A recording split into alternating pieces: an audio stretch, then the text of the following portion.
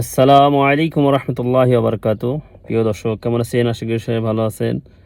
বাংলাদেশে আজকে ঈদ, সবাইকে ঈদ মোবারক। একটা বিষয় আছে, আপনি সত্য কথা তুলে ধরবেন, আপনাকে সেই রকমের সেই লেভেলের গালি দিবে। কিছু অন্ধভক্ত আছে যারা সত্য একদম পানির মতন সত্য, তারপরেও তারা ভিডিওটা দেখে, ছবিটা দেখে তারা সেই লেভেলের গালি দেয়। বিশ্বাস না হলে আমার কিছু ভিডিও এবং ছবিতে কমেন্ট বক্সে যা ঘুরে আসেন, তারা এই লেভেলের লোক। তাদের জাতটা হচ্ছে গালিবাজ। বট বাহিনী আছে না, বট বাহিনী। আরে ভাই, পরামর্শ থাকলে আলোচনা সমালোচনা থাকবেই, সুন্দরভাবে কও, সে লেভেলের গালি দেয়।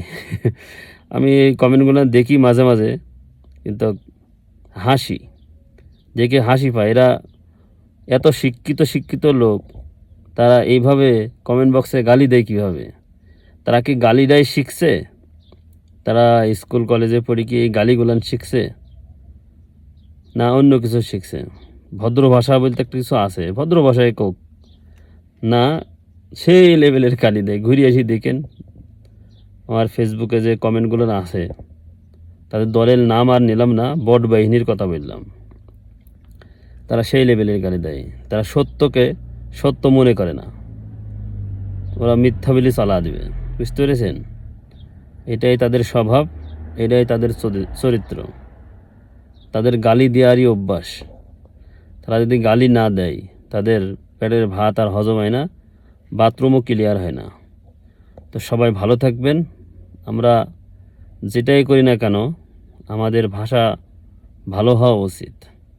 কাউকে গালি দেওয়া না। আপনার কিছু যদি বলার থাকে, অবশ্যই সুন্দরভাবে শালীনভাবে কমেন্টগুলো করে যাবেন।